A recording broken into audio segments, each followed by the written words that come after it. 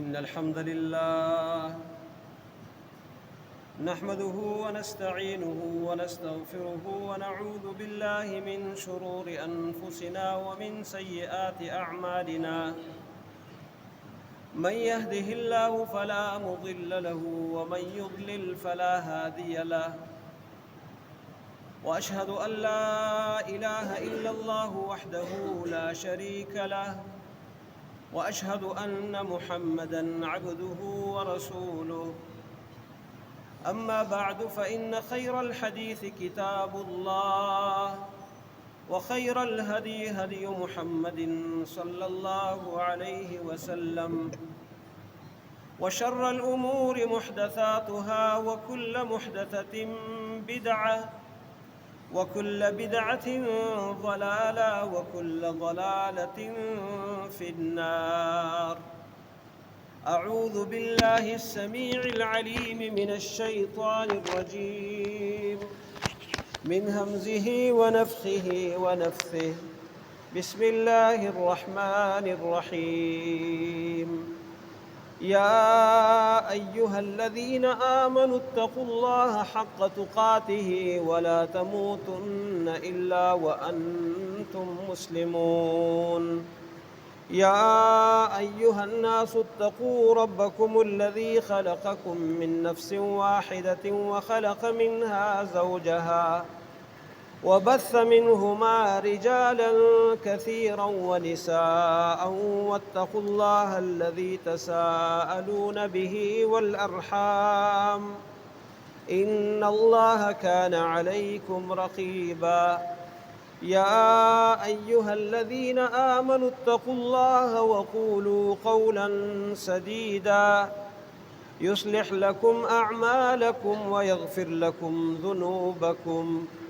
ومن يطع الله ورسوله فقد فاز فوزا عظيما اللهم صل على محمد وعلى آل محمد كما صليت على إبراهيم وعلى آل إبراهيم إنك حميد مجيد اللهم بارك على محمد وعلى آل محمد كما باركت على إبراهيم وعلى آل إبراهيم إنك حميد مجيد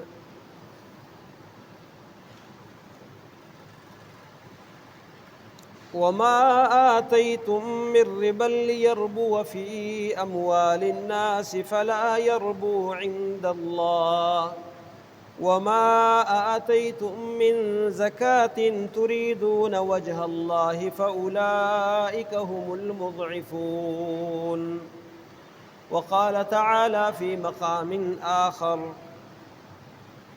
وما أنفقتم من شيء فهو يخلفه وهو خير الرازقين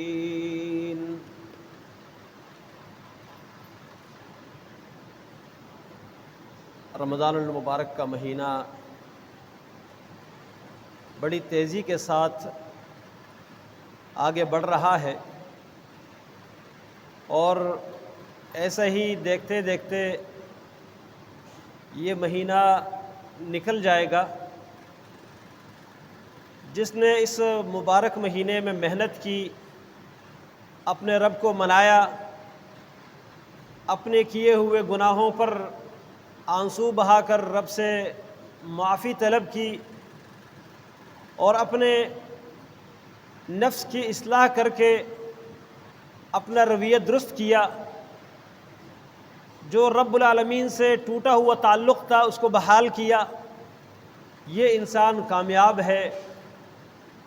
اور وہ انسان جو غفلت میں رہا، اتنا اہم اور مبارک مہینہ آنے کے باوجود وہ گناہوں کی بخشش نہ کروا سکا اور اپنا تعلق رب سے قائم نہ کر سکا، یقیناً یہ بڑا ہی محروم ہے۔ اللہ تعالیٰ ایسے محروموں کی لسٹ میں سے ہمیں نکال دے۔ اس مہینے میں کیے جانے والے بہت سارے اعمال جن کا تذکرہ آپ رمضان کے آمد سے پہلے خطبہ جمعہ میں سماعت فرما چکے ہیں۔ اس مہینے میں خصوصی طور پر کچھ لوگ اپنے مال کی زکوٰۃ کا اہتمام کرتے ہیں، تو آج میں مناسب سمجھ رہا تھا کہ زکوٰۃ کے متعلق شرعی احکام کہ زکوٰۃ ادا کرنے کے کیا فضائل اور کیا فوائد ہیں، زکوٰۃ دینے میں کنجوسی اور بخل اس کے کیا نقصانات ہیں، زکوٰۃ دینی ہے تو کس کو دینی ہے، اور کس مال پر زکوٰۃ فرض ہے، کتنا فرض ہے، کب فرض ہے، یہ ساری چیزیں آج انشاءاللہ کوشش کروں گا اختصار کے ساتھ مدلل قرآن اور سنت کی روشنی میں آپ کے سامنے پیش کر سکوں۔ اللہ تعالیٰ سے دعا ہے اللہ تعالیٰ مجھے حق اور سچ کہنے کی توفیق عطا فرمائے، اور ہم سب کو حق اور سچ بات کی مکمل پیروی کرنے کی توفیق دے۔ زکوٰۃ کا لفظی معنی، لغوی معنی عربی زبان میں وہ یہ ہے کہ زال کاف یا زکا یزکو، یہ دو معنوں کے لیے استعمال ہوتا ہے لفظ، ایک بڑھنے کے معنی میں، اضافے کے معنی میں، اور قرآن کریم میں یہ لفظ استعمال ہوا جیسے آپ کے سامنے میں نے سورۃ الروم کی آیت تلاوت کی۔ اللہ تعالیٰ کا ارشاد ہے وَمَا آتَيْتُم مِّن رِبًا لِيَرْبُوَ فِي أَمْوَالِ النَّاسِ فَلَا يَرْبُو عِندَ اللَّهِ، جو تم مال سود پر دیتے ہو تاکہ اس سے مال میں اضافہ ہو، مال بڑھ جائے، فرمایا فَلَا يَرْبُو عِندَ اللَّهِ، سودی معاملات سے اللہ کے ہاں مال بڑھتا نہیں ہے۔ بظاہر اس مال کی تعداد میں اضافہ ہوگا لیکن حقیقت میں وہ مال بڑھتا نہیں بلکہ وہ گھٹتا ہے اور نقصان اور خسارے کا شکار ہو جاتا ہے۔ وَمَا آتَيْتُم مِّن زَكَاةٍ، اور فرمایا جو تم زکوٰۃ دیتے ہو، تُرِيدُونَ وَجْهَ اللَّهِ، جس میں مقصد صرف اللہ کی رضا ہو، فرمایا فَأُولَٰئِكَ هُمُ الْمُضْعِفُونَ، تو یہ اپنا مال بڑھانے والے ہیں۔ زکوٰۃ اس کا ایک لفظی معنی بڑھ جانا، جیسے کہتے ہیں زکا الحرث، فصل بڑھ گئی، فصل کا بڑھ جانا، اس کی نشو و نما، اس کو زکوٰۃ کہا جاتا ہے۔ دوسرے نمبر پر زکوٰۃ کا معنی ہے پاکی، قد افلح من زکاہا، یقیناً کامیاب ہوا وہ شخص جس نے اپنے آپ کو پاک کیا۔ تو یہ زکوٰۃ میں دونوں معنی جو لغوی ہیں یہ شرعاً بھی معتبر ہے کہ زکوٰۃ کی وجہ سے ایک تو مال بڑھ جاتا ہے، جو مال آپ کے پاس بچے گا زکوٰۃ کے بعد وہ بڑھے گا، اور یہ اللہ کا وعدہ ہے، جیسے مذکورہ آیات میں اللہ نے فرمایا فَأُولَٰئِكَ هُمُ الْمُضْعِفُونَ، یہ زکوٰۃ دینے والے اپنا مال بڑھاتے ہیں۔ اور دوسرے نمبر پر اللہ رب العالمین نے فرمایا وَمَا أَنفَقْتُم مِّن شَيْءٍ فَهُوَ يُخْلِفُهُ، جو کچھ تم خرچ کرو گے اللہ اس کے بدلے میں اور دے گا۔ اور اس کے متعلق رسول اللہ صلی اللہ علیہ وسلم کی حدیث بھی ہے، آپ نے فرمایا مَا نَقَصَتْ صَدَقَةٌ مِّن مَالٍ قَطُّ، صدقہ اور زکوٰۃ نے کبھی بھی مال کو کم نہیں کیا۔ تو زکوٰۃ دینے سے مال میں اضافہ ہوتا ہے، مال بڑھ جاتا ہے، ایک زکوٰۃ دینے والے کا مال، اور دوسرا معاشرے میں جو غربت کا سسٹم ہے یہ کم ہو جاتا ہے اور مالدار بڑھ جاتے ہیں، اپنے پاؤں پر لوگ کھڑے ہو جاتے ہیں اگر زکوٰۃ صحیح طریقے سے ادا کر دی جائے اور مستحقین تک پہنچائی جائے۔ دوسرا، اس زکوٰۃ دینے سے انسان کا ایمان بڑھ جاتا ہے، زکوٰۃ دینے سے ایمان میں اضافہ ہوتا ہے، کیونکہ زکوٰۃ ایک نیک اور صالح عمل ہے، اور اہل سنت والجماعت کا یہ عقیدہ ہے کہ ایمان برے اعمال کی وجہ سے گھٹتا ہے اور صالح اعمال کی وجہ سے بڑھتا ہے، تو یہ ایمان کے اضافے کا بھی ذریعہ اور سبب ہے۔ اور یہ پاکی بھی ہے، اس سے انسان کا مال پاک ہو جاتا ہے۔ اللہ رب العالمین نے اپنے نبی سے فرمایا خذ من اموالہم صدقۃ تطہرہم وتزکیہم بہا، ان کے مال میں سے زکوٰۃ لے لیا کرے، صدقات لے لیا کرے۔ فرمایا تطہرہم وتزکیہم بہا، آپ ان صدقات کی وجہ سے ان کو پاکیزہ کر دیتے ہیں، ان کو صاف کر دیتے ہیں۔ تو زکوٰۃ دینے سے انسان کا مال بھی صاف ہو جاتا ہے، پاک ہو جاتا ہے دوسرے کے حقوق سے۔ اور نبی علیہ الصلوۃ والسلام نے فرمایا کہ جو اپنے مال کی زکوٰۃ ادا کر لے فقد ذهب شرها، اس کے مال میں سے شر ختم ہو گیا، شر چلا گیا۔ تو زکوٰۃ دینا یہ اپنے مال کی پاکی ہے شر سے، برائیوں سے۔ من ادى زکاۃ مالہ فقد ذهب شرہ، فقد ذهب عنہ شرہ، طبرانی کی روایت ہے اپنے مال کی زکوٰۃ ادا کرنے والا وہ اپنے مال میں سے شر کو ہٹا دیتا ہے۔ تو ایک تو مال صاف ہو جاتا ہے، اس میں سے جو میل کچیل ہے وہ نکل جاتا ہے۔ دوسرا یہ ہے کہ زکوٰۃ دینے سے انسان کا دل بھی صاف ہو جاتا ہے، انسان کا اندرونی طور پر بھی تزکیہ ہوتا ہے، صفائی ہوتی ہے۔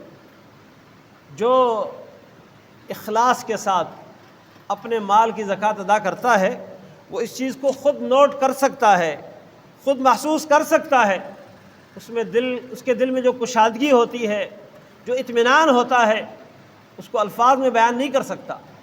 اور جو زکوٰۃ دبا کے رکھے اس کو جو پریشانی ہوتی ہے اندرونی طور پر، دل اس کا پرسکون نہیں ہوتا، اس کی زندگی تنگ ہو جاتی ہے۔ تو اس لیے جس طرح لفظی معنی ہے اسی طرح لغوی معنی، شرعی معنی بھی وہ زکوٰۃ کا ہے کہ انسان کا مال پاک کرنے کے لیے اللہ کی طرف سے مقرر کردہ حصہ، مقرر کردہ نصاب تک پہنچنے والے مال پر مقررہ وقت پر ادا کرنا، یہ ہے زکوٰۃ کی تعریف۔ اب یہ زکوٰۃ ادا کرنا کتنا اہم ہے، کتنا ضروری ہے، اس کے متعلق اللہ کے رسول صلی اللہ علیہ وسلم کی احادیث اور قرآن کریم کی آیات بہت وضاحت کے ساتھ موجود ہیں اور بڑی تعداد میں۔ اللہ رب العالمین نے زکوٰۃ کے متعلق قرآن کریم میں فرمایا وَلَا يَحْسَبَنَّ الَّذِينَ يَبْخَلُونَ بِمَا آتَاهُمُ اللَّهُ مِنْ فَضْلِهِ هُوَ خَيْرًا لَهُمْ بَلْ هُوَ شَرٌّ لَهُمْ، فرمایا وہ لوگ جو اللہ رب العالمین کا دیا ہوا مال ہے اور اس پر وہ کنجوسی کرتے ہیں، خرچ نہیں کرتے، دیتے نہیں ہیں، جو اس میں سے فریضہ ہے وہ ادا نہیں کرتے، بخل کرتے ہیں، فرمایا اس بخل کو، اس روکنے کو اپنے لیے خیر نہ سمجھے، ان کے لیے شر ہے، نقصان ہے۔ کیسے نقصان ہے؟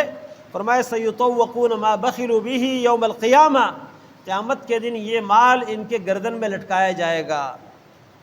وَلِلَّهِ مِيرَاثُ السَّمَاوَاتِ وَالْأَرْضِ، زمین آسمان کی وراثت تو اللہ کے پاس رہنی ہے۔ وَاللَّهُ بِمَا تَعْمَلُونَ خَبِيرٌ، جو تم کرتے ہو اللہ تعالیٰ سب کی خبر رکھنے والا ہے۔ رسول اللہ صلی اللہ علیہ وسلم اس آیات کی تشریح میں فرماتے ہیں کہ جس کے پاس کوئی مال ہو اور وہ اس کی زکوٰۃ ادا نہ کرے، فرمائے مُثِّلَ لَهُ مَالَهُ يَوْمَ الْقِيَامَةِ شُجَاعًا أَقْرَعَ، قیامت کے دن یہی مال ایک اژدہا بن جائے گا، بہت بڑی جسامت والا سانپ۔ فرمایا ایسا سانپ جو زہریلے ہونے کی وجہ سے اس کے بال جڑ گئے ہوں گے، اقرع، گنجا، جسم پر بال نہیں ہوں گے، ایسا سانپ۔ لہو زبیبتان، اس کی دو زبانیں، دو منہ ہوں گے۔ یطوقہ یوم القیامہ، قیامت کے دن یہی سانپ بڑی جسامت والا، انتہائی زہریلا، وہ اس بندے کے گردن میں توق بنا کے ڈال دیا جائے گا۔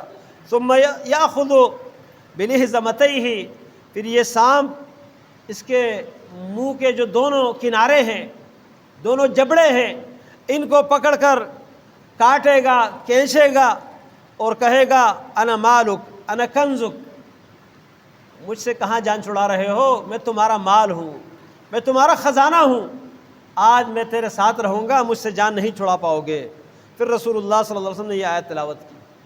اسی طرح اللہ رب العالمین نے ایک اور آیت میں ارشاد فرمایا یا ایھا الذین آمنوا ان کثیرا من الاحبار والرہبان لیأکلون اموال الناس بالباطل ویصدون عن سبیل اللہ۔ فرمایا بہت سے علماء اور بہت سے درویش وہ لوگوں کا مال ناحق طریقے سے کھاتے ہیں اور اللہ کے راستے سے لوگوں کو روکتے ہیں۔ آگے فرمایا والذین یکنزون الذهب والفضة ولا ينفقونها فی سبیل اللہ، جو سونا اور چاندی جمع کرتے ہیں، ذخیرہ کرتے ہیں اور اس میں سے اللہ کے راستے میں خرچ نہیں کرتے، فرمایا فبشرہم بعذاب علیم، ان کو دردناک عذاب کی خبر سنائیے۔ یوم یحمى علیہا فی نار جہنم فتکوی بہا جباہہم وجنوبہم، فرمایا قیامت کے دن اس سونے اور چاندی جمع کیے ہوئے مال ان کو جہنم کے آگ میں گرم کیا جائے گا، تپایا جائے گا۔ فرمایا پھر اس کے ساتھ داغا جائے گا ان کے پہلوؤں کو، ان کے ماتوں کو اور ان کے پشتوں کو۔ وظہورہم ھذا ما کنزتم لانفسکم، کہا جائے گا کہ یہ وہ ہے جو تم نے اپنے لیے جمع کر رکھا تھا۔ فذوقوا ما کنتم تکنزون، آج اس کا مزہ چکھو جو تم اپنے لیے جمع کیے رکھتے تھے۔ رسول اللہ صلی اللہ علیہ وسلم نے احادیث میں بھی اس کی شدید وعید بیان فرمائی ہے۔ اور دوسرے طرف جو مال کی زکوٰۃ ادا نہیں کرتے، دنیاوی پریشانیوں میں بھی وہ مبتلا ہوتے ہیں، ان کے مال کو وہ اپنے لیے رحمت نہ سمجھے، زکوٰۃ ادا نہ کرنے والا اس کا وہ مال اس کے لیے عذاب بن جاتا ہے دنیا میں بھی۔ اللہ رب العالمین کی طرف سے رحمتوں کے دروازے بند ہو جاتے ہیں۔ فرمایا جس قوم نے اپنے مال کی زکوٰۃ ادا نہ کی، اللہ تعالیٰ آسمان سے بارشوں کو روک دے گا۔ تو زکوٰۃ ادا نہ کرنا یہ بہت بڑا جرم ہے، اس پر بڑی وعید آئی ہے۔ یہ زکوٰۃ ہر مسلمان، لیکن وہ مسلمان جس پر زکوٰۃ فرض ہو، اور زکوٰۃ فرض کس پر ہے؟ جس کے پاس اتنا مال ہو، وہ مال جو نصاب کو پہنچے۔ نصاب پھر ہر مال میں سے الگ الگ ہے۔ اللہ رب العالمین نے اس کی وضاحت اللہ کے نبی صلی اللہ علیہ وسلم کے ذریعے ہمیں بتائی ہے کہ کس مال میں کتنا فرض ہے۔ عام طور پر 3 قسم کے اموال ہوتے ہیں۔ ایک مال ہے جو زرعی پیشے سے تعلق رکھنے والے لوگ ہیں، ان کے پاس مال کیا ہے؟ کاشتکاری، فصل، اناج، اس میں کیا نصاب ہے، اس کے متعلق قرآن اور سنت کے جو دلائل کا خلاصہ آپ کے سامنے پیش کرتا ہوں۔ وہ زمین جو بارش سے سیراب ہونے والی زمین ہے، محنت سے نہیں، اس میں سے عشر ہے، اور اس پر سال کا گزرنا لازم نہیں ہے۔ جب بھی فصل کی کٹائی ہو، اس پر جو بھی آمدن ہے، جو بھی اناج ہے، تو اس کو 10 حصوں میں تقسیم کیا جائے گا۔ 10 حصوں میں سے 9 حصے آپ کے پاس اور 1 حصہ اللہ کے نام پہ دینا ہوگا۔ اس کو کہتے ہیں عشر۔ جو زمین محنت سے سیراب ہوتی ہے، ٹیوب ویل کے ذریعے، اسی طرح کسی پائپ لائن کے ذریعے اور کسی دوسرے ایسے ذرائع کے ساتھ جس پر پیسہ خرچ ہوتا ہے، جس پر محنت ہوتی ہے، تو اس مال پر، اس زمین پر جو اس میں سے پیداوار نکلتی ہے، اس پر نصف العشر ہے، یعنی 20واں حصہ۔ اس ٹوٹل نکلنے والے اناج کو، چاول ہے، گندم ہے، جو ہے، جو بھی ہے، اس کو 20 حصوں میں تقسیم کر کے 19 حصے آپ کے ہیں اور صرف 1 حصہ اللہ تعالیٰ کے نام پہ دینا ہے۔ یہ ہے زمین کی، جو زرعی زمین ہے اس کی زکوٰۃ۔ یہاں پر ایک اور مسئلہ ہے کہ زمین کے ہر پیداوار پر زکوٰۃ ہے، تو صحیح حدیث میں یہ بات آئی ہے کہ سبزیوں پر اور پھلوں پر، جو تازہ کھائے جانے والے جو پھل ہے، تازہ پھل اور تازی سبزیاں، ان پر زکوٰۃ نہیں ہے۔ البتہ جو پھل جیسے کھجور ہے، کشمش ہے، جس کو ذخیرہ کیا جاتا ہے، اور یا اناج ہے جس کو رکھا جاتا ہے اور بطور غذا استعمال کیا جاتا ہے، اس میں زکوٰۃ ہے، یعنی عشر ہے۔ تو زرعی زمین میں سے نکلنے والے پیداوار کی زکوٰۃ کیا ہے؟ عشر یا نصف العشر، یعنی 10واں یا 20واں حصہ۔ اور اس کے لیے نصاب کیا ہے؟ رسول اللہ صلی اللہ علیہ وسلم فرماتے ہیں کہ لیس فیما دون خمسۃ اوسق من التمر، بعض روایت میں من الثمر، جو 5 وسق سے کم زمین کے پیداوار ہے اس پر زکوٰۃ نہیں ہے، یا کھجور ہے اس پر زکوٰۃ نہیں ہے۔ 5 وسق، ایک وسق جو ہے اس میں 60 صاع ہوتے ہیں، اور ایک صاع تقریباً 2.5 کلو کے لگ بھگ کھجور کے حساب سے بنتا ہے۔ تو اگر اس کو آج کل گندم جو وغیرہ کے حساب سے لگایا جائے، چاول کے حساب سے، تو 18.5 من کے قریب بنتے ہیں۔ 18.5 من سے کم ہو تو اس پر زکوٰۃ نہیں ہے، عشر یا نصف العشر نہیں ہے۔ 18.5 من ہو یا اس سے زیادہ ہو تو اس پر عشر یا نصف العشر ہے۔ اسی طرح دوسرے نمبر پر جو مال ہے، چاہے اس کی تفصیل کی اس لیے میں ضرورت محسوس نہیں کر رہا کہ اکثر ہمارے سامنے جو حاضرین ہیں ان کا تعلق زمین کے پیداوار کے ساتھ نہیں ہے، اللہ ماشاء اللہ چند ایک ہوں گے جن کی زمین کسی پر ٹھیکے کو دی ہوگی انہوں نے۔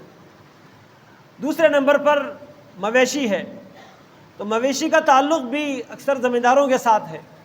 مویشی کے زکوٰۃ کے لیے ایک تو 3 چیزیں ہیں، بھیڑ بکریاں اور ان کی جو بھی قسم ہے، جو بھی نوع ہے، وہ بکریوں کی کوئی بھی قسم ہو، بھیڑ کی کوئی بھی قسم ہو، دمبا ہو، جو بھی ہو، چترا ہو، ان سب کے اوپر زکوٰۃ ہے۔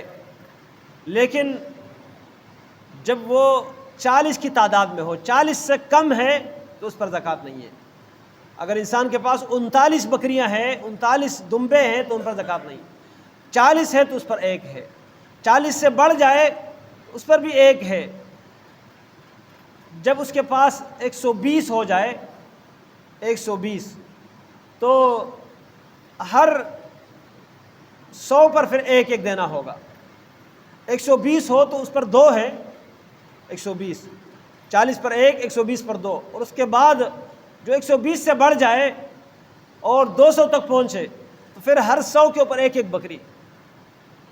لیکن اگر 40 سے کم ہے تو اس پر زکوٰۃ نہیں ہے۔ دوسری شرط اس کے لیے یہ ہے کہ اس کو چارہ گھر میں لا کر نہ ڈالا جاتا ہو، بلکہ باہر چرنے والی بکریاں ہوں، فی صائمتہا حدیث کے الفاظ ہے، جو چرنے والی ہیں۔ دوسرے نمبر پر جو مویشی کی قسم ہے وہ گائیں ہیں، اور گائیں میں سے چاہے وہ بقری ہندی ہے، ہندوستانی گائیں جس کو بھینس کہتے ہیں، جاموس، اور یا آسٹریلین گائیں ہیں یا کسی اور ملک کی گائیں ہیں، جس نسل کی بھی گائیں ہیں، ان گایوں کے اوپر، ان بیلوں کے اوپر زکوٰۃ ہے۔ ان کے لیے 30 کی تعداد حد ہے، 30 سے کم پر نہیں ہے، 30 ہے یا 30 سے زیادہ ہے تو اس پر زکوٰۃ ہے۔ اور اس کے لیے بھی نصاب یہ مقرر کیا گیا ہے کہ 2 سال جس کے مکمل ہو گئے ہو، وہ گائے کا بچہ یا بچی وہ دینی ہوگی ہر 30 کے اوپر۔ یہ ہے گایوں کا نصاب، اور اس میں بھی چرنا شرط ہے۔ تیسرے نمبر پر اونٹ، اونٹوں کے جو بھی قسم ہے، عربی ہو، عجمی ہو، ترکی ہو، جس ملک کے بھی، جس نسل کی بھی ہو، ان کے اوپر زکوٰۃ ہے۔ ان کی تعداد 5 ہے، 5 اونٹوں سے کم ہو تو ان پر زکوٰۃ نہیں ہے۔ کسی کے پاس 5 اونٹ ہو، اور وہ اونٹ بھی ایسے جن کو چارہ لا کر ڈالا نہ جاتا ہو بلکہ باہر چرنے کے لیے وہ جاتے ہوں، تو ان میں 1 بکری ہے۔ پھر ہر 5 پر 1 بکری، جب 24 اونٹ تک پہنچ جائے تو ہر 5 پر 1 بکری ہوگی، 5 سے لے کر 24 تک۔ جب 24 سے 1 بھی بڑھ جائے، 25 ہو جائے، تو پھر بکریوں کا سلسلہ ختم ہوگا، پھر 1 اونٹ دینا ہوگا۔ 1 سال جس اونٹ کا مکمل ہو چکا ہو وہ اونٹ دینا ہوگا۔ پھر 35 تک، 34 تک یہ ہے، 34 سے آگے ہو جائے، 35 ہو جائے تو اس پر 2 سال جس کے مکمل ہو گئے ہوں وہ اونٹ ہوگا۔ اس طرح آگے تعداد نبی علیہ السلام نے بتائی ہے، لیکن اس کا تعلق ہمارے سامعین کے ساتھ زیادہ نہیں ہے، اس لیے اس میں تفصیل کی گنجائش نہیں ہے وقت کی قلت کی وجہ سے۔ تیسرے نمبر پر جس مال پر زکوٰۃ ہے وہ ہے نقود، سونا، چاندی، اور اس وقت سونا اور چاندی یہ نقود تھے۔ دینار یہ سونے کا سکہ ہوتا تھا، درہم یہ چاندی کا سکہ ہوتا تھا۔ تو دینار، درہم ہو یا سونا اور چاندی اصلی دھات کے شکل میں ہو، ان پر زکوٰۃ فرض ہے۔ ان پر کتنی اور کتنا فرض ہے، اس کے متعلق یہ ہے کہ جس کے پاس آسان سارے حسابات کرنے کے بعد جو 7.5 تولے سونا ہے، اگر سونا کسی کے پاس 7.5 تولے ہیں، چاہے وہ کسی بھی شکل میں ہے، زیور کے شکل میں ہے، وہ بلاک کے شکل میں ہے، ٹکڑوں کے شکل میں ہے، وہ دینار کی شکل میں ہے، اس پر زکوٰۃ ہے، اس پر زکوٰۃ ہے۔ کتنی زکوٰۃ ہے؟ آسان معاملہ ہے، لوگ الجھن کے شکار ہو جاتے ہیں۔ اگر آپ کے پاس سونا ہے اور پیسے نہیں ہیں تو اسی سونے میں سے آپ کو کٹوانا پڑے گا نصاب کو جو پہنچے۔ اگر آپ اس کے بدلے میں پیسہ دینا چاہتے ہیں تو اس کا بھی حساب لگایا جا سکتا ہے۔ مثال کے طور پر 7.5 تولے ہیں، اس کو آپ گراموں میں شمار کر لیں۔ 1 تولے میں 11.66 گرام ہوتے ہیں، 11.66 گرام یہ 1 تولہ ہے۔ اچھا، اس کے بعد آپ 7.5 تولے کا حساب لگائیں گے تو جتنے گرام بنے ان تمام گراموں کو، یا جو بھی وزن بنے اس وزن کو آپ 40 پر تقسیم کر لیں، 40 پر ڈیوائڈ کر لیں۔ اس میں سے 39 حصے آپ کے ہیں۔ اللہ تعالیٰ اتنا عدل انصاف سے کام لے رہا ہے، آپ کا سارا مال آپ سے نہیں لے رہا۔ 39 حصے آپ کے، صرف 1 حصہ اللہ کے نام، یا اس کی قیمت لگوا لے، اس کی قیمت لگوا لے، جتنی بھی اس کی قیمت بنی وہ قیمت، مثال کے طور پر 35 لاکھ تقریباً لگ بھگ اس کی قیمت بنتی ہے آج کل کے حساب سے 35 لاکھ۔ اگر 35 لاکھ آپ کے پاس روپے یا اس کے مطابق آپ نے سونے کی قیمت لگائی ہے تو اس سونے میں سے آپ کتنی زکوٰۃ دیں گے؟ 40واں حصہ۔ اس 35 کو آپ یا 40 پر تقسیم کر لیں، اور اس کا دوسرا طریقہ کار یہ ہے کہ 2.5% لگا لیں۔ 2.5% 40واں حصہ ہی بنتا ہے، 2.5% 40واں حصہ بنتا ہے۔ یہ آپ اس میں سے نکال لیں، 1 لاکھ میں سے 2,500 روپے بنیں گے۔ یہ سونے کی میں بات کر رہا ہوں، یہ 35 لاکھ جو میں بتا رہا ہوں یہ چاندی کا حساب نہیں ہے۔ یہ اگر کوئی سونے کی زکوٰۃ پیسے کے شکل میں حساب کرنا چاہتا ہے اس کے لیے میں بتا رہا ہوں۔ البتہ جو چاندی ہے تو چاندی 52.5 تولے، 52.5 تولے جس کی جو بھی قیمت بنے وقت کے حساب سے، تولے کے حساب سے آپ سنار سے پوچھ لیں قیمت، بلکہ آج کل تو ریٹ لسٹ سامنے آ جاتا ہے نیٹ پر بھی، تو اس حساب سے آپ معلوم کر لیں آپ کے شہر میں کیا قیمت ہے۔ 52.5 تولے کی قیمت پیسہ اگر آپ کے پاس موجود ہے تو آپ پر زکوٰۃ فرض ہے۔ 52.5 تولے سونے کی قیمت، آج کل گورنمنٹ نے میرے خیال میں 3.5 لاکھ یا 3.25 لاکھ کا حساب لگایا ہے، لیکن آپ اپنے طور پر بھی اس کا حساب لگا سکتے ہیں۔ آپ کے پاس اتنے روپے ہیں کہ اس پر 52.5 تولے چاندی خرید سکتے ہیں تو آپ اس پہ زکوٰۃ دیں گے۔ کتنی زکوٰۃ دیں گے؟ 2.5%۔ یہ بھی وہی 40واں حصہ بنتا ہے، 2.5%، یعنی ہر 100 پر 2.5 روپے، ہر 1000 پر 25 روپے، اور ہر لاکھ پر 2,500 روپے۔ مثال کے طور پر 4 لاکھ ہے تو آپ اس میں سے 10,000 روپے دے دیں گے۔ 1 لاکھ ہے تو اس حساب سے آپ لگا لیں، 1 لاکھ کے اوپر 2500، 2 لاکھ کے اوپر 5,000، اور اسی طرح 4 لاکھ کے اوپر 10,000۔ تو یہ آپ نصاب لگا کے جتنی زکوٰۃ آپ کی بنتی ہے آپ نے دینی ہے۔ میں مختصر بات کر رہا ہوں، آگے جس کو یہ زکوٰۃ دینی ہے وہ کون ہونے چاہیے؟ تو اللہ تعالیٰ نے 8 قسم کے لوگ بتائے ہیں سورۃ التوبہ میں، 8 لوگوں کا تذکرہ کیا ہے۔ ان میں سے پہلے 4 کا ذکر کر کے ان کے شروع میں لام لگایا ہے، انما الصدقات للفقراء والمساکین والعاملین علیہا والمؤلفۃ قلوبہم۔ ایک فقراء ہے جو سب سے پہلے حقدار ہے، جن کا ذکر اللہ نے پہلے کیا، وہ سب سے پہلے حقدار۔ فقراء فقیر کی جمع ہے، اس کو کہا جاتا ہے جس کے پاس کچھ بھی نہ ہو، محتاج ہو، تو اس کو زکوٰۃ کا مال دیا جائے، اتنا دیا جائے جس سے اس کی محتاجی ختم ہو۔ سال بھر کے لیے اس کی ضرورت پیش نہ آئے مزید۔ دوسرے نمبر پر مساکین، مساکین یہ مسکین فقیر سے تھوڑا سا اچھی حالت کا ہوتا ہے، اس کا دوسرا نمبر ہے۔ مسکین وہ ہے جس کا آمدن ہے لیکن آمدن اخراجات کے لیے کافی نہیں ہے، کاروبار کچھ ہے۔ سورۃ الکہف میں اللہ تعالیٰ نے ذکر کیا ہے اما السفینۃ فکانت لمساکین، مسکین تھے، ان کی کشتی چل رہی تھی دریا میں، مزدوری محنت کرتے تھے لیکن آمدن ان کی ضرورت کے لیے کافی نہیں تھی۔ تو جو آمدن ان کی ضرورت کے لیے کافی نہ ہو یہ مسکین ہے۔ نبی علیہ السلام فرماتے ہیں مسکین وہ نہیں ہے جس کو ایک کھجور، دو کھجوریں، ایک لقمہ، دو لقمے دیے جائے اور واپس چلا جائے۔ مسکین وہ ہے جس کے پاس اپنی حاجت اور ضرورت پوری کرنے کے لیے کچھ نہ ہو اور لوگوں کو اس کا پتہ بھی نہ چلتا ہو کہ اس کو کچھ دے دے، سفید پوش جس کو کہتے ہیں، یہ مسکین ہے۔ تو اس مسکین کو زکوٰۃ کا مال دیا جا سکتا ہے۔ تیسرے نمبر پر فرمایا والمؤلفۃ قلوبہم والعاملین علیہا، جو اس زکوٰۃ پر مقرر ہیں جمع کرنے کے لیے، تقسیم کرنے کے لیے، حساب کتاب کرنے کے لیے، چوکیداری کرنے کے لیے، جو اس سلسلے میں خدمات دے رہے ہیں ان کو زکوٰۃ کا مال دیا جا سکتا ہے اپنے محنت اور کام کے حساب سے، جتنا وہ ٹائم دے رہے ہیں، اپنے کام سے مصروف کیے ہوئے اپنے آپ کو۔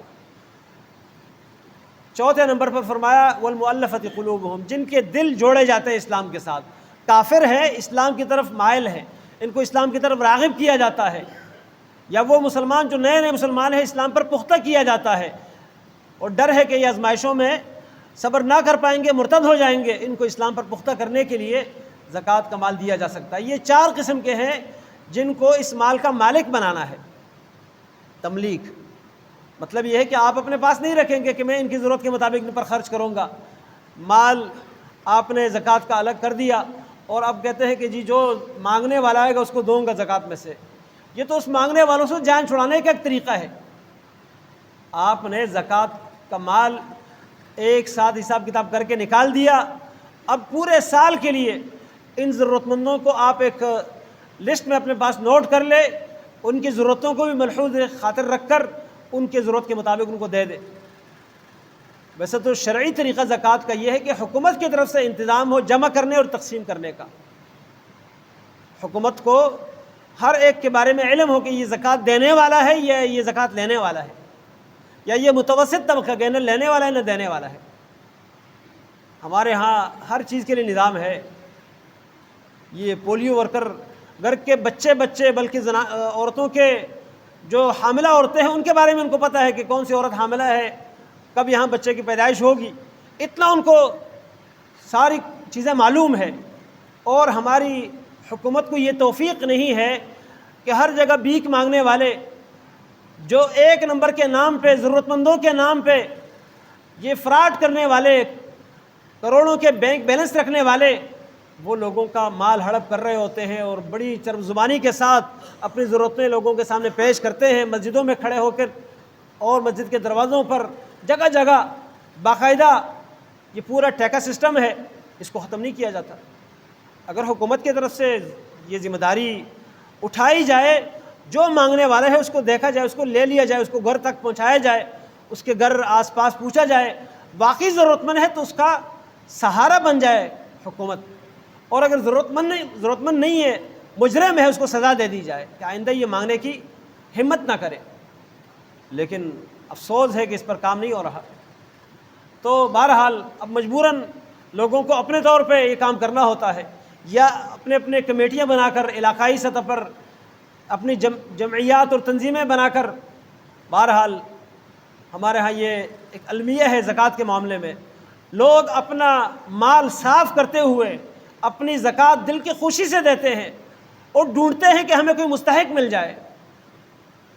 بسا اوقات تنظیمیں بعض ایسی ہوتی ہے، بعض ایسے خیراتی ادارے جو رمضان میں بڑا ایڈورٹائز کر کے لوگوں کے مال کو جمع کرنے اور ہڑپ کرنے کی کوشش کر رہے ہوتے ہیں، لیکن ان کی خدمات آپ دیکھیں، ایسے ایسے اسپتالوں کے نام جہاں پر آپ کبھی ضرورت، اللہ تعالیٰ نہ کرے آپ کو ضرورت پیش آئے، کوئی ضرورت مند وہاں جائے، وہ تڑپتا رہے گا، اس کا علاج وہاں ممکن نہیں۔ ابھی پچھلے دنوں ایک مدرسے کا طالب علم ہے اور سیکنڈ ٹائم وہ اپنے گزر بسر کے لیے بچوں کو پڑھا رہا ہے کسی جگہ، اس کے بچے کا معاملہ تھا، بچے کی پیدائش کا، ایک اسپتال ہے بڑا معروف گلشن میں، پٹیل اسپتال کے نام سے آپ جانتے ہوں گے.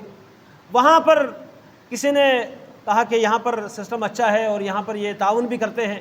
وہ بیچارہ ان کی باتوں میں آ کے بچے کو وہاں لے گئے. اسپتالوں نے کہا کہ نارمل معاملہ ہے. وہ آپریشن تک معاملہ پہنچا. اس کے بعد اب فیس ادا نہ کرنے کی وجہ سے بچے کو وہاں روکا ہوا ہے، ان کی بیگم کو روکا ہوا ہے. روز کے حساب سے چارج کیا جا رہا ہے. 7 لاکھ اس بیچارے کا بل بنا. اور ابھی پرسوں اس کا فون مجھے آیا تھا کہ میرے ساتھ کوئی تعاون کروا دے کسی سے. پھر وہ ایک وہاں ملازم اس اسپتال کا ہے، اس نے اپنی ذمہ داری پر اس کو نکلوایا وہاں سے کہ مزید بل میں اضافہ نہ ہو اور یہ پیسے ادا کرنے کی ذمہ داری میں اٹھاتا ہوں. اگر یہ ادا نہ کر سکے، رمضان تک ٹائم دیا تھا اس کو. بہرحال کہنے کا میرا مقصد یہ ہے کہ وہ بتاتے تو یہ کہ ہم زکوٰۃ کے مال میں سے، لیکن زکوٰۃ کے مال کا مطلب یہ کہ کوئی ایسا معاملہ آ جاتا ہے جو ان سے کنٹرول نہ ہو سکے، ان کے ہاتھ کوئی نہ لگے، تو کہتے چلو زکوٰۃ میں سے یہ کٹوتی کر لیں، اس کا حساب کتاب زکوٰۃ میں سے. اور پھر زکوٰۃ میں سے اتنا کچھ پورا کر دیتے ہیں کہ تھوڑے وقت میں پوری زکوٰۃ وہ ہڑپ کرنے کی کوشش کر رہے ہوتے ہیں. تو ہر اسپتال، ہر مانگنے والا، ہر اپنی ضرورت سامنے رکھنے والا وہ محتاج نہیں ہوتا. اللہ تعالیٰ نے فرمایا مساکین، اور اسی طرح جو اس کو جمع کرنے تقسیم کرنے والے ہیں، اور اسی طرح جو مؤلفۃ القلوب، ان کو مالک بنانے کا مطلب یہ ہے کہ آئندہ یہ محتاج نہ رہے. اور اس کے بعد فرمایا 4 مصارف اور بیان کیے ہیں. فرمایا والغارمین، جو مقروض ہیں. غرامہ اصل میں چٹی کو کہتے ہیں، جس کو چٹی پڑ گئی ہے، بڑا بوجھ اس کے اوپر آ گیا، نقصان ہو گیا. کسی کا اس نے کسی کی ضمانت کر لی تھی، وہ ضمانت میں پکڑا گیا. 2 گروہوں کے درمیان صلح کرانے کے لیے اس نے اپنی ذمہ داری لی تھی، وہ سارا کچھ اس کے اوپر پڑ گیا. اب اس صورت میں زکوٰۃ کے مال میں سے، اور یا اپنے لیے ضرورت کے لیے اس نے قرضہ لیا تھا، وہ قرضہ ادا کرنے کی طاقت نہیں رکھتا، تو اس کو بھی زکوٰۃ دی جا سکتی ہے. لیکن یہ کاروباری قرضے نہیں. ہاں، کاروباری قرضہ وہ ہے جس نے قرضہ لیا تھا اور ڈوب گیا، اس صورت میں بھی اس کو قرض زکوٰۃ کے مال میں سے قرض کی ادائیگی کے لیے دیا جا سکتا ہے. اسی طرح گردنوں کو چھڑانا، مظلوم قید ہے، مظلوم کسی غیر مسلم ملک میں قید کر دیا گیا، یا اسی طرح اغوا کیا گیا، تو اغوا کاروں کے قید سے چھڑانے کے لیے اس کو زکوٰۃ کے مال میں سے دے کے اس کی گردن کو چھڑانا. وفی سبیل اللہ، 7ویں نمبر فرمایا اللہ کے راستے میں. اللہ کے راستے میں لفظ کو بڑا عام سمجھا گیا ہے. کچھ لوگوں نے ہر خیر کے کام کو اللہ کا راستہ قرار دے دیا ہے، لیکن دوسری طرف علماء کہتے ہیں اگر ہر خیر کا کام اس فی سبیل اللہ میں داخل ہوتا تو یہ پہلے جن کا ذکر ہے یہ کیوں ہوا؟ الگ ذکر کرنے کی ضرورت پھر کیا پڑی؟ پھر ہر خیر کا کام جو ہے اس میں زکوٰۃ لگ جائے گی. تو اللہ رب العالمین نے ان کا ذکر الگ کیا اور فی سبیل اللہ کا ذکر الگ کیا. اس کا مطلب یہ ہے کہ فی سبیل اللہ الگ ایک مد ہے، ورنہ گردنوں کو چھڑانا، قیدیوں کو چھڑانا، قرض داروں کے ساتھ تعاون کرنا، یہ سارا فی سبیل اللہ ہے. ان کا الگ اور اس کا الگ ذکر کرنے کا مطلب یہ ہے کہ فی سبیل اللہ ایک خاص مد ہے، اور وہ ہے اللہ کے دین کو غالب کرنے کے لیے جو جہاد کے لیے نکلے ہوئے ہیں، یہ فی سبیل اللہ ہے. یا علم کے حصول کے لیے، اسلامی شریعت کے حفاظت کے لیے، دین کے تعلیمات کو سیکھ رہے ہیں اور پھیلا رہے ہیں، دعوت کا کام کر رہے ہیں، علم سیکھ رہے ہیں، ان پر یہ مال خرچ کیا جائے، یہ ہے فی سبیل اللہ. اور آخر میں وابن السبیل، مسافر وہ ہے جو مالدار ہے لیکن سفر میں گیا، راستے میں لٹ گیا، راستے میں مال ختم ہو گیا، راستے میں اخراجات ختم ہو گئے، اب یہ راستے کے آسرے پر بیٹھا ہوا ہے. ابن السبیل کا معنی ہے راستے کا بیٹا. اب اس صورت میں اس کو زکوٰۃ کا مال اتنا دیا جا سکتا ہے جس پر یہ اپنے علاقے میں پہنچے. تو یہ ہے 8 مصارف زکوٰۃ. ان میں سے جو پہلے 4 ہیں، اگر آپ کے رشتہ داروں میں سے کوئی فقیر ہے، مسکین ہے، مقروض ہے، اسی طرح قید میں ہے، تو اس کو آپ زکوٰۃ کا مال دے سکتے ہیں. اسی طرح فی سبیل اللہ ہے، اس کو بھی آپ زکوٰۃ کا مال دے سکتے ہیں. ابن سبیل بن گیا، اس کو بھی زکوٰۃ کا مال دے سکتے ہیں. لیکن وہ رشتہ دار جس کے خرچے کے ذمہ دار آپ نہیں ہیں، یہ بات ذہن میں رکھیے، یہ قاعدہ ہے، جو آپ کی کفالت میں ہے، جس کا خرچہ آپ کے اوپر ویسا ہی لازم ہے، آپ اس کو زکوٰۃ نہیں دیں گے. آپ کی بیٹی ہے، آپ کا بیٹا ہے، آپ کے والدین ہیں، ان کے اخراجات آپ کے ذمے ہیں، آپ ان کے اخراجات کے کفیل ہیں. آپ کی بیٹی اگر شادی شدہ بھی ہے، بالفرض بیوہ ہو جائے طلاق یافتہ ہو جائے تو اس نے کہاں آ کے رہنا ہے؟ وہ کہاں لوٹے گی؟ آپ کے پاس ہی آئے گی۔ تو آپ کی اس کی کفالت آپ کے ذمے ہے۔ ہاں آپ کا داماد ہے وہ آپ کی کفالت میں نہیں ہے، اس کو اپنے گھر کے اخراجات چلانے کے لیے استطاعت نہیں ہے، کمزور ہے، بے بس ہے، آپ اس کو زکوٰۃ دے سکتے ہیں، بے شک وہ آپ کی بیٹی پر لگا رہا ہے لیکن بیٹی کو نہیں دے سکتے۔ اسی طرح وہ آپ کا داماد، آپ کا بہنوئی جو خود اپنے خرچے کے ذمہ دار ہیں اور وہ استطاعت نہیں رکھتا، اپنے خرچے نہیں چلا سکتا، پورے کر سکتا، آپ زکوٰۃ کا مال اس کو دے سکتے ہیں۔ لیکن جب آپ کو نظر آتا ہے کہ دوسرا زیادہ ضرورت مند ہے اور اس کا صرف یہ ہے کہ گھر کا گزر بسر چلتا ہے، گھر اپنا نہیں خرید سکا، یا گھر ہے لیکن چھوٹا ہے، تو آپ کہتے ہیں نہیں یہ زیادہ ضرورت مند ہے، اس کو گھر خریدنے کے لیے میں زکوٰۃ کا مال دیتا ہوں، اس لیے کہ وہ اپنا ہے، اور دوسرا بھوکا مر رہا ہے اس کو نہیں دے رہا اس لیے کہ وہ اپنا نہیں ہے۔ یہ طریقہ بھی درست نہیں ہے۔ اس کے علاوہ زکوٰۃ کا مال اس کے ذریعے راشن خرید کر یا کپڑا خرید کر بانٹنا، یہ طریقہ بھی ٹھیک نہیں ہے۔ ضرورت مند کی ضرورت کا تعین آپ نہیں کریں گے، وہ اس نے خود کرنا ہے۔ ہاں ایسا کوئی زکوٰۃ کا مستحق ہے جو نشئی ہے، جو فضول خرچ ہے، جوا کھیلنے والا ہے، آپ کو پتہ ہے کہ اس کو میں نے زکوٰۃ کا مال دیا تو یہ چند دنوں میں اڑا دے گا، تو آپ کسی خیر خواہ کو اس کی زکوٰۃ ادا کر دے جس پر آپ کو اعتبار ہو، یا خود اس کے امین بن جائے، وہ زکوٰۃ اس کی طرف سے قبض کر لے، ضبط کر لے، اپنے پاس اس کی امانت سمجھ کر رکھ لے، اور اس کے بچوں پر جو اس کی ضرورت ہے، ان کے گھر کی ضرورت ہے، اس طرح آپ خرچ کرتے رہیں۔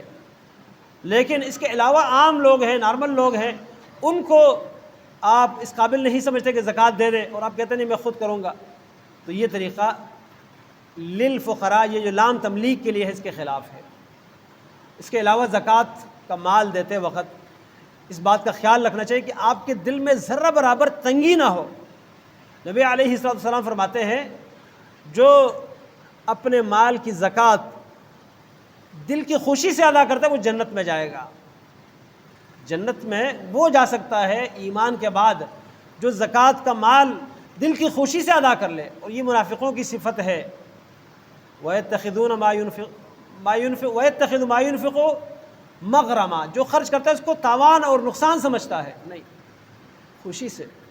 اللہ رب العالمین کا فریضہ ادا کرنا یہ دل کی خوشی سے ہونا چاہیے، احسان جتلانا نہ ہو۔ تو یہ ساری چیزیں ہمیں مد نظر رکھنی ہے۔ آپ کے پاس جو مال ہے تجارت کے لیے، اس پر بھی زکوٰۃ ہے، وہ کوئی بھی چیز ہو، مذکورہ جو 3 قسمیں میں نے بیان کی ہے یہ زکوٰۃ کے اموال ہیں۔ ان کے علاوہ کوئی بھی مال جو زکوٰۃ کا مال نہ ہو، جیسے آپ کے پاس گھوڑے ہیں، گھوڑوں پر زکوٰۃ نہیں ہے، آپ کے پاس غلام ہے، گاڑیاں ہیں، گھر ہیں، ان پر زکوٰۃ نہیں ہے، لیکن اگر تجارت کے لیے ہے، خرید اور فروخت کے لیے ہیں، تو پھر آپ ان کی زکوٰۃ ادا کریں گے، اس لیے کہ وہ آپ کا پیسہ ہے جو آپ نے محفوظ کیا ہوا ہے۔ جو آپ کے آمدن کے ذرائع ہیں ان پر زکوٰۃ نہیں ہے، مشینری ہے، گودام ہے، پلاٹ ہے، کروڑوں کا ہے، لیکن آپ کا اس میں گودام بنا ہوا ہے، آفس بنا ہوا ہے، کارخانہ بنا ہوا ہے، اس پر زکوٰۃ نہیں ہے۔ مشینری ہے، گاڑیاں ہیں، آمدن کے ذرائع۔ لیکن یہاں پر ایک چیز یاد رکھنی چاہیے، کچھ لوگ زکوٰۃ سے جان چھڑانے کے لیے پیسہ جمع ہونے نہیں دیتے، کہتے ہیں پیسہ آ جائے تو آگے کوئی اور کاروبار شروع کر لے، بلڈنگ خرید لے، کرایہ پر چڑھا دے، گاڑیاں خرید لے، وہ لگا دے لائن پر، اس لیے کہ یہ زکوٰۃ سے بچ جائے۔ تو یہ بھی آپ نے پیسہ محفوظ کیا ہے، اللہ تعالیٰ نیتوں کو جانتا ہے۔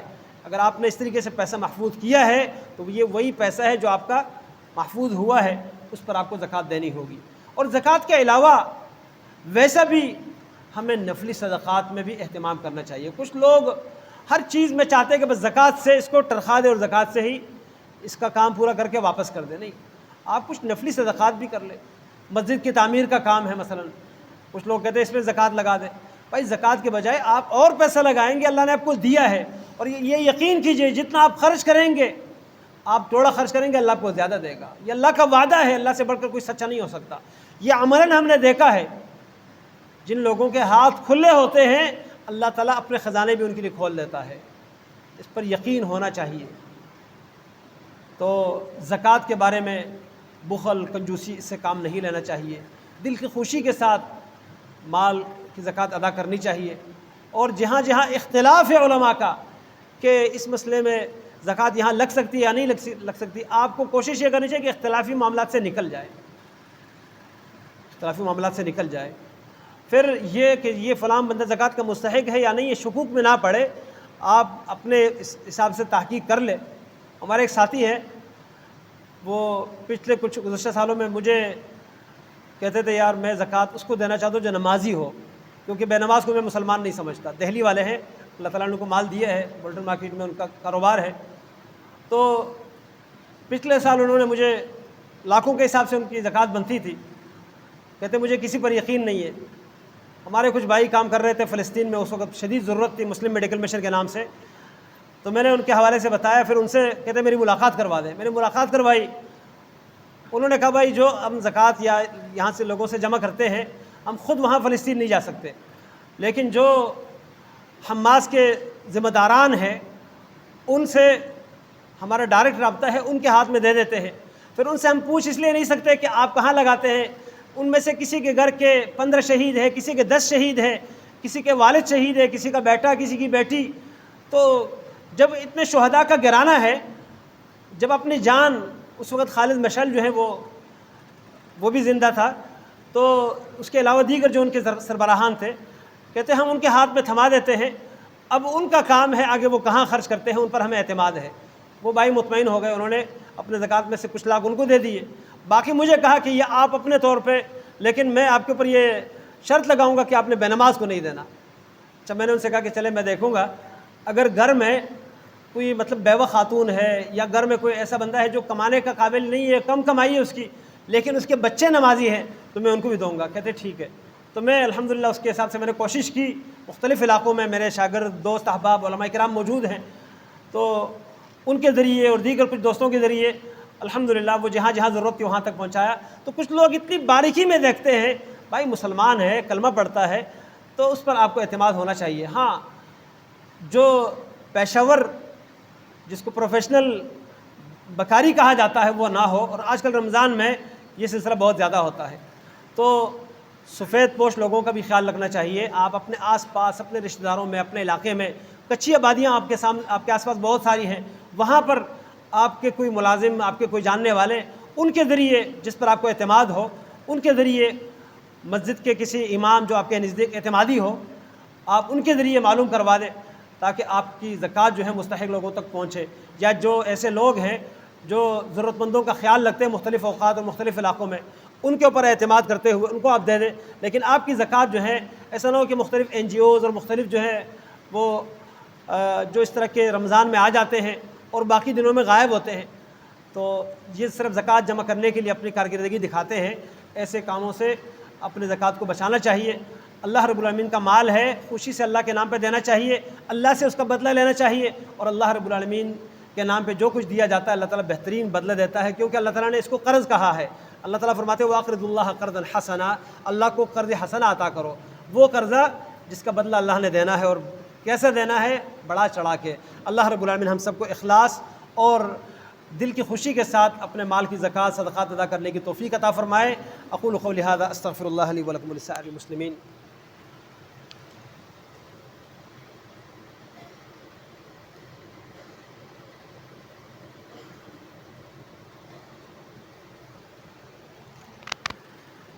ان الحمد لله نحمده ونستعينه ونستغفره ونعوذ بالله من شرور انفسنا وسيئات اعمالنا، من يهده الله فلا مضل له ومن يضلل فلا هادي له، واشهد ان لا اله الا الله وحده لا شريك له، واشهد ان محمدا عبده ورسوله۔ اللهم صل على محمد وعلى ال محمد كما صليت على ابراهيم وعلى ال ابراهيم انك حميد مجيد۔ اللهم بارك على محمد وعلى ال محمد كما باركت على ابراهيم وعلى ال ابراهيم انك حميد مجيد۔ محترم بھائیو، یہ مسئلہ بڑا تفصیلی تھا، میں نے کوشش کی کہ جلدی جلدی اور بڑے اختصار کے ساتھ آپ کے سامنے اس کی کچھ موٹی موٹی باتیں پیش کروں، لیکن مزید بھی اگر کسی کو کوئی کسی مسئلے میں سمجھنے کے لیے ضرورت ہو تو وہ فون پر بھی رابطہ کر سکتے ہیں، اور یہاں پر اپنا سوال وہ تحریری شکل میں بھی جمع کروا سکتے ہیں، انشاءاللہ ان کو جواب دیا جائے گا۔ ہر مسئلے میں ہمیں کوشش کرنی چاہیے کہ قرآن و سنت کے دلائل کی روشنی میں ہم عمل کریں، اور جو عبادت ہم کرتے ہیں اس کا پورا اجر ہمیں ملے۔ دوسری ایک گزارش ہے وہ یہ ہے کہ یہ دینی مدارس جو ملک کے طول و عرض میں قائم ہے، ان میں یقیناً ہر طرح کے لوگ موجود ہیں۔ کچھ لوگ مدارس کو بدنام کرنے کی کوشش بھی کرتے ہیں مدارس کے نام پر، اور کچھ مدارس ایسے ہیں جو حقیقت میں اسلام کے قلعے ہیں۔ تو خاص کر جو غریب علاقوں میں ہیں، دور دراز علاقوں میں ہیں، تو وہاں کے جو سفیر ہیں، وہاں کے تعاون کے حوالے سے چندہ جمع کرنے والے ہیں، وہ آتے رہتے مسجدوں میں۔ آپ کوشش کیا کریں ان میں سے ضرور ان اداروں کے ساتھ تعاون کیا کریں۔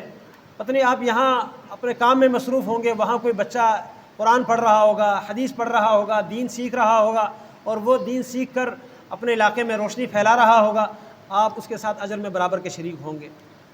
تو اسی سلسلے میں اندرون سندھ جو کہ پرانے زمانوں میں علم کا یہ مرکز تھا، بڑے بڑے علماء یہاں پر پیدا ہوئے ہیں اور بڑے بڑے علماء یہاں پر رہے ہیں جنہوں نے یہاں علم کی روشنی پھیلائی ہے، لیکن موجودہ دور میں سندھ میں سمجھ لے کہ اندھیرا ہے۔ دور دراز علاقوں میں بھی علماء کی کوئی انتہائی مطلب یہ ہے قلت ہے، چند ایک نام کے علماء آپ کو ملیں گے، اصل جو پختہ علماء ہیں انتہائی محدود اور انتہائی کم تعداد میں ہے۔ اور مدارس جن میں صحیح طریقے سے قرآن و سنت کی تعلیم دے دی جائے، جہالت سے اور لوگوں کی بندگی سے، وڈیروں کی غلامی سے لوگوں کو نکال کر، اسی طرح یہ جو پیری مریدی کا چکر ہے اس کے غلامی سے نکال کر اللہ کی غلامی میں لوگوں کو لا کر کھڑا کیا جائے، یہ سلسلہ بہت کم ہے۔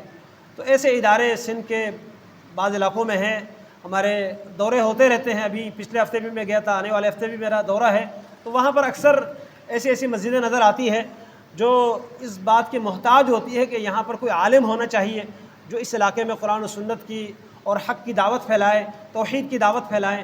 تو ان اداروں میں سے ایک ادارہ مورو شہر کے قریب دادو بائی پاس پر موجود ہے، مولانا عبدالغفار صاحب کا ادارہ۔